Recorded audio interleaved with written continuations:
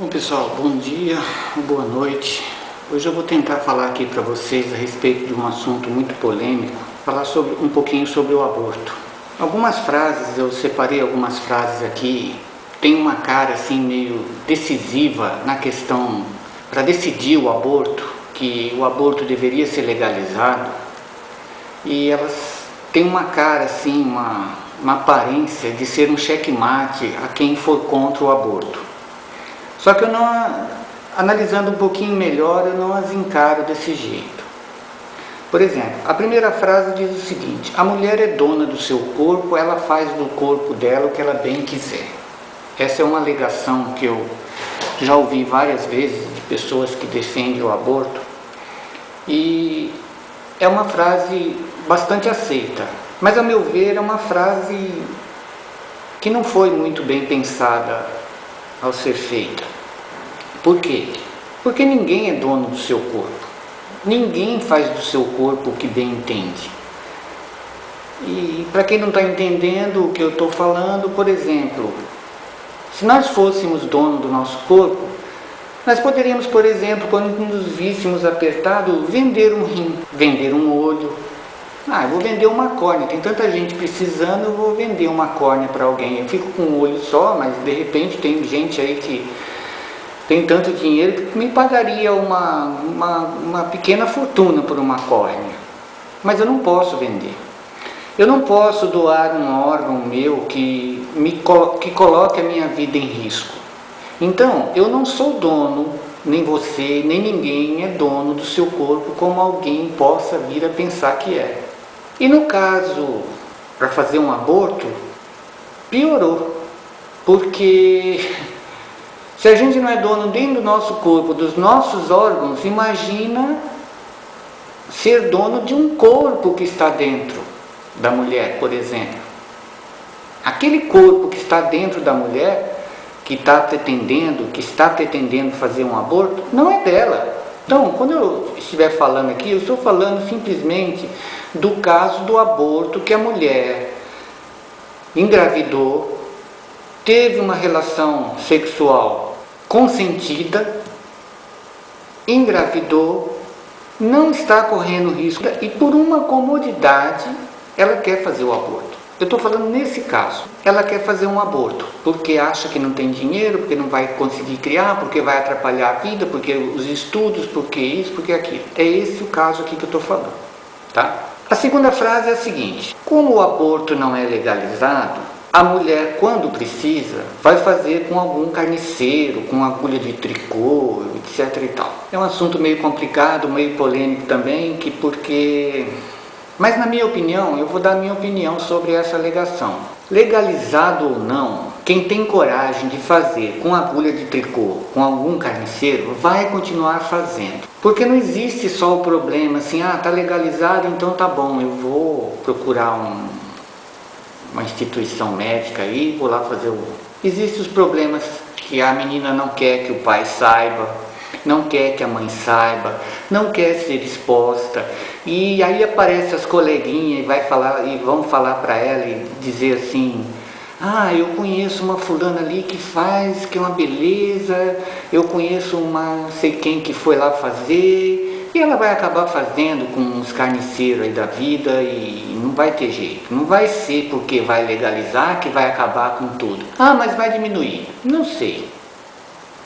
Não sei, porque aí vem entrar a terceira e última frase que eu achei assim, que está ligada com essa segunda. E aí vai explicar tudo do porquê que eu acho que quem se dispor a fazer com carniceiro vai continuar fazendo. A terceira frase vai completar essa daqui, quer ver?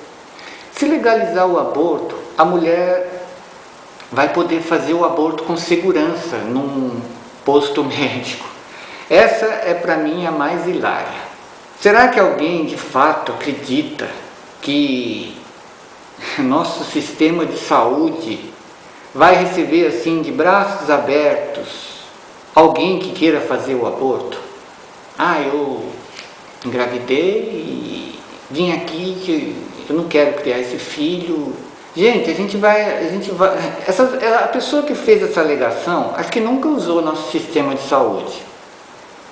Nunca foi a um posto do SUS onde morrem pessoas atropeladas, chega a pessoa, aquela fila, a pessoa tem que chegar cedinho para marcar uma cirurgia e é uma... Não, eu não vou nem comentar porque daria aqui um tema para fazer um vídeo para comentar sobre o nosso sistema de saúde.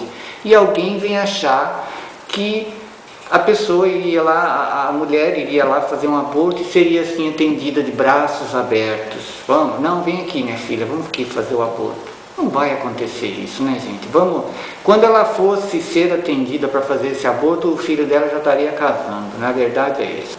Na cabeça de quem foi que disse que existe um aborto seguro ou uma operação que seja, qualquer ela que seja segura? Para quem não sabe, morrem diariamente mulheres fazendo uma simples lipoaspiração. E a cirurgia sempre tem seu risco. Agora imagina você fazer um aborto num posto do SUS. E a pessoa aqui me coloca que essa mulher vai fazer esse aborto com segurança. Isso para mim é um absurdo. Por quê? E cria-se ainda um segundo problema. Hoje, que o aborto não é legalizado, a mulher ainda pode pensar assim: eu tenho que me prevenir porque eu não posso engravidar. E aí ela se previne um pouquinho melhor. Agora imagina se você legaliza o aborto com essas ideias fantasiosas de que a pessoa tem segurança, de que vai chegar no posto de saúde, ela vai, eu não me preveni, mas se eu engravidar, eu vou ali no posto de saúde, ali na esquina e faço um aborto. Mais ou menos assim vai pensar. Vou fazer agora uma tabela a respeito do nosso posicionamento em relação a algumas criaturas que a gente divide esse planeta. Em primeiro lugar, nós temos na posição mais inferior as pragas, barata, ratos e moscas. Nós não sentimos, por exemplo, nessa categoria, nenhum remorso em dar cabo da vida desses seres. Subindo um pouquinho mais na tabela, nós temos os animais dos quais nós nos alimentamos. Galinha, porco, vaca, bode, carneiro. Então a gente, se não fosse o fato da gente usá-los como alimento, sentiríamos assim um certo constrangimento em dar cabo de suas vidas. Ainda um pouquinho mais acima dessa tabela, nós nos encontramos com os animais selvagens. Leão, tatu, capivara. Esse aí a gente já se posiciona um pouquinho, a história já é um pouquinho mais delicada em relação à morte desses animais. A maioria da população não aprova. Subindo mais na tabela, nós encontramos então os nossos animais domésticos. Os animais domésticos já se colocam numa posição um pouquinho melhor em relação ao que a gente acha em relação à vida e morte desses seres. Os animais domésticos, a gente só recorre à morte desses animais em caso de doenças que não têm cura. Se um cachorro, um gato adquire um câncer ou alguma coisa do tipo, a gente opta por sacrificá-los, pô-los para dormir, como diz os veterinários. E no topo da tabela estamos nós, os seres humanos. O feto, em que local ele se classificaria? Bom, já vemos que, assim, os seres humanos, em hipótese nenhuma, é admitida a morte, pelo menos aqui no Brasil. Em alguns países existe eutanásia e tal, mas não vou entrar nesse assunto, estou falando aqui do Brasil. Aqui no Brasil não é admitida a morte do ser humano. Mesmo que ele seja em estado terminal, temos que esperar morrer, nós não dispomos da vida de nenhum ser humano. Essa lei de legalização do aborto passar, vamos classificar esse nosso feto em algum ponto dessa tabela. Bom, ser humano ele não é mais, porque ser humano a gente não mata. Animal doméstico também não, porque ele não está doente. No nosso caso aqui, estou falando de um feto saudável que não está oferecendo risco nenhum à mãe, e ele está perfeitamente saudável, já tem 3 meses de gestação, possui cérebro, já sente dor. Então nós estamos aqui classificando. Animal doméstico ele não é. Animal selvagem também não. Não preciso nem explicar por quê. Mas animal selvagem ele também não é. Animal de consumo, muito menos. Ninguém vai fazer um aborto para se alimentar de um feto. Então eu vejo aqui que ele se classifica na última camada.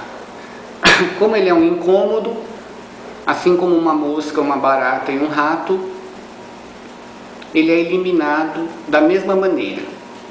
Diante disso, mais nada a declarar. Quem ainda achar que isso é certo, né? Quem gostou do vídeo, clica aqui em gostei ou inscreva-se no canal. Obrigado por ter assistido o vídeo até o fim.